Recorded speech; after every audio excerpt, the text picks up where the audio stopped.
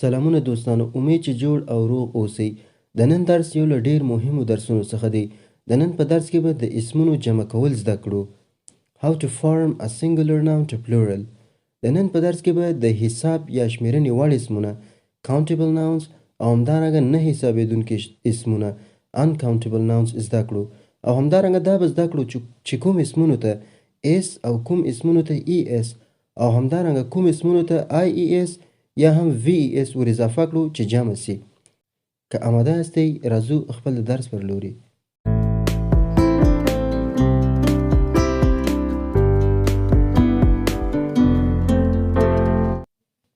په تیر درسونو کې مو اسم په مکمل ډول زده کړل. Noun is the name of a person, place, thing or an idea. او همدارنګه تفصیل مو هم ورکړل. په دا درس کې راځو د اسم جمع کول زده کوو چې څنګه یو مفرد اسم په جمع اسم باندې واړوو او همدارنګه مفرد اسمونه کوم اسمونه دي او جمع اسمونه کوم اسمونه دي. Nouns are divided into two categories according to the way they are measured. اسمونه یا nouns د اندازه کولو لپاره په دوو کټګوریو یا په دوو ګروپونو باندې ویشل شوي دي. Countable noun د شمیرېدو وړ اسمونه یا شمیرېدونکي اسمونه. Uncountable noun نه حسابېدونکي اسمونه یا نه شمیرېدونکي اسمونه. اوس راځو countable noun او uncountable noun پیژنو. Countable nouns. Countable nouns are those nouns which we can count. حسابېدونکي اسمونه عبارت د هغه اسمونو څخه دي کوم چې موږ یې حسابولی سو. مثلا قلمونه، کتابونه، کورونه، مکتبونه دا هغه څه دي چې موږ یې حسابولی سو. یو کور، دوه کور یا یو کتاب، دوه کتاب، درې کتاب، څلور کتاب دا ټول موږ حسابولی سو. نو دا ته په انګلیسي ژبه کې countable noun وایي، د شمیرېدو وړ اسمونه. بل uncountable noun دی. Uncountable nouns are the nouns which we cannot count. uncountable یا نه حسابېدونکي اسمونه هغه اسمونو ته ویل کېږي کوم چې موږ یې نسو حسابولی، لکه یو، دوه، درې.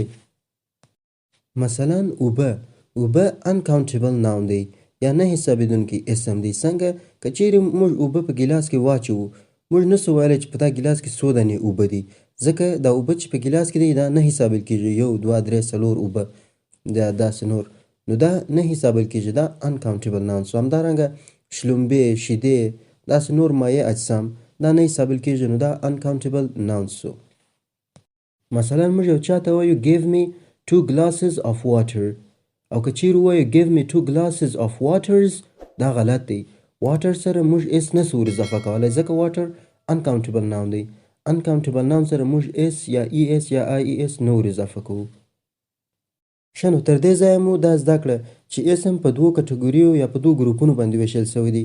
countable د حسابېدو وړ اسمونه او uncountable noun نه حسابېدونکي اسمونه. اوس countable noun یا حسابېدونکي اسمونه خپله په دوو ډولو باندې ویشل شوي دي، په دوو ډولونو باندې. اول singular noun یعنی مفرد یا یو اسم. دوهم plural noun مثبت یا جمع اسمونه یا دوه اسمونه د یوه څخه زیات. اوس راځو singular noun زده کوو. Singular noun is a noun which denotes one thing. مفرد اسم هغه اسم ته ویل کېږي چې یوه شي ته اشاره کوي. مثلا a book، a pen، یو قلم، یو کتاب. ګوره دلته یو شی شوي، یو کتاب یا یو قلم. a chair، a window، a phone، a plane. یو چوکۍ، یو قلم، یو کړکۍ. ګوره دلته ټول یو یو شیانو ته اشاره کړی دی، یو قلم، یو چوکۍ. plural noun. Plural noun is a noun which denotes more than one thing. جمع اسمونه عبارت د هغه اسمونو څخه دی کوم چې د یوه څخه ډېر شیانو ته اشاره کوي. مثلا books، pens، chairs، windows. کتابونه، چوکیانې، کړکینان. ګوره د یوه څخه ډېر شیان دي، دوه چوکیان. ګوره chairs چوکیانې، کتابونه، قلمونه د یوه څخه ډېر دي، نه دا د plural noun وایي په انګلیسي ژبه کې. ښه نو په دا ځای کې مو زده کړل که چیرې یو شي ته اشاره وکړو نو هغه ته singular noun وایي. مثلا کتابچه یا قلم یا کتاب. او که چیرې د یوه څخه ډېرو ته اشاره وکړو نو هغه ته پلورل یا جمع اسمونه وایي. مثلا کتابچه دی کتابچهګانې، یا قلم دی قلمونه، کتابونه. مثلا ګوره دا ډېر دی، یو کتاب نه دی کتابونه دی، د یوه څخه زیات دی. مثلا معلمان، انسانان، دا ګوره دا یوه څخه ډېر کسان دي نو دا جمع اسمونه سو، پلورل ناون سو. ښه نو دلته اوس تاسو څخه یو څوک پوښتنه کوي زه څنګه په انګلیسي ژبه کې یو مفرد اسم جمع اسم ته واړوم. مثلا یو مفرد اسم دی تلویزیون، زه څنګه په انګلیسي ژبه کې ووایم تلویزیونان. مثلا قلف مفرد اسم دی، زه څنګه په انګلیسي ژبه کې قلفونه ووایم. یا هم کلی مفرد دی کلیانې، زه څنګه یو مفرد اسم په جمع اسم باندې واړوم. ګوره د دې لپاره یو قانون شته چې هغه ته په انګلیسي ژبه کې وایي how to form a singular noun to plural. نو دلته یو قانون دی چې ډېر اسانه دی. موږ کولی سو یو مفرد اسم په جمع اسم باندې واړو. مثلا موږ کولی سو چې د کور پر ځای کورونه ووایو، مثلا د مکتب پر ځای مکتبونه ووایو. نو موږ کولی سو مکتب په مکتبونو باندې واړو، قلم په قلمونو باندې، همدارنګه استاد په استادان، همدارنګه انسان په انسانان. دا رقم کولی سو جمع کو. یو اسم چې مفرد وي په جمع اسمونو باندې اړولی سو. هغه یو قانون دی چې اوس راځو هغه قانون هم زده کوو. لومړی قانون، موږ ډېر اسمونو ته یوازې اس ور اضافه کولی سو. د ډېر اسمو په پای کې صرف چې اس ور اضافه کو هغه د منفي حالت څخه جمع حالت ته اوړي. مثلا پنسل، ګوره اس ور اضافه کو پنسلز پنسلان. پن قلم، اس ور اضافه کو پنس قلمونه. بوک کتاب، اس ور اضافه کو بوکس کتابونه. دا قانون د ډېر اسمو دپاره کار کوي، صرف اس ور اضافه کوو د مفرد څخه جمع ته اوړي. دوهم قانون، خو که چیرې یو اسم په سی ایچ، اس ایچ، اس، ډبل اس، او، ایکس، زیډ باندې ختم سوی وي نو موږ د هغه اسمونو په پای کې د اس پر ځای ای اس ور اضافه کوو.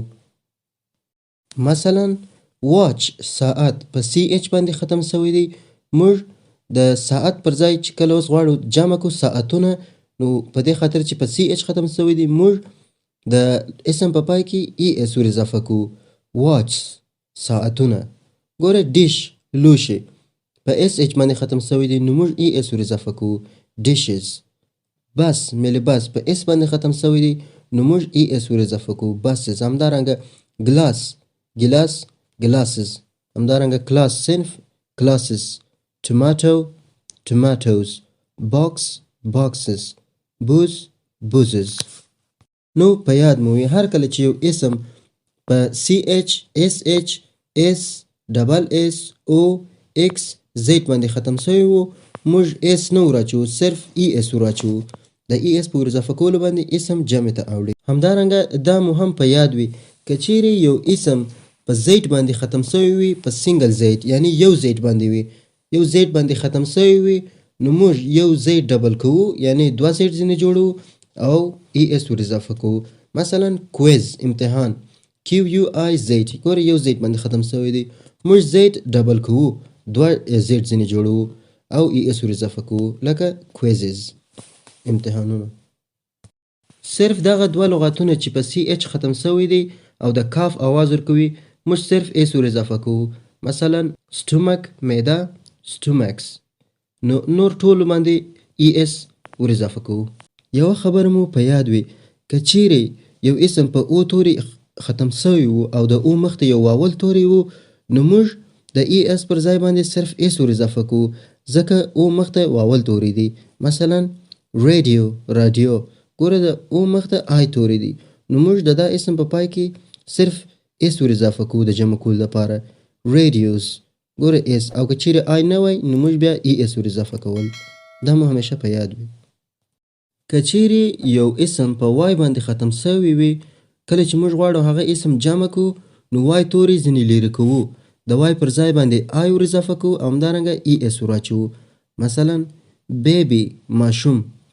ګوره په وای توري ختم سوی دی نو موږ وای توري ځینې ایسته کوو، آی ور اضافه کوو، وروسته ای اس باندې جمع کوو.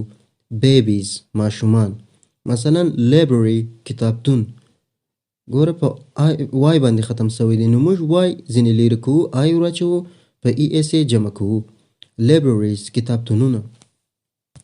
مګر دا مو همیشه په یاد وي که چیرې د وای مخته یو واول توری وي په هغه صورت کې موږ نسو وای ځینې لیرې کولی. موږ صرف د اسم په پای کې اس ور اضافه کوو ځکه د وای مخته واول توری دی. مثلا بای هلک موږ نسو کولی وای لیرې کو آی ای اس ور واچو ځکه د وای مخته واول توری دی او واول توری دی. نو موږ صرف اس ور اضافه کوو. بایز هلکان. ټای د بازي شیان ته وایي د بازي شی. نو موږ د بازي شیان ټایز صرف اس ور اضافه کوو ځکه د وای مخته او توری دی واول دی. که چیرې یو اسم په اف یا اف ای باندې ختم سوی وي موږ اف یا اف ای ځینې لیرې کوو د هغه د جمع کولو دپاره وی ای اس ور واچوو. مثلا لایف. لایف یعنی ژوند په اف ای باندې ختم سوی دی موږ وی ای اس ور واچوو لایفز. مثلا وولف لیوه په اف باندې ختم سوی دی اف ځینې لیرې کوو وی ای اس ور واچوو وولفز لیوګان. همدارنګه سکرف سکرفز. وایف وایفز. لیف پاڼه لیفز پاڼې. لاندې مثالونه اکسپشنز دی یعنی د دې قانون پیروي نه کوي. هغه لکه سیف سیفز. روف روفز.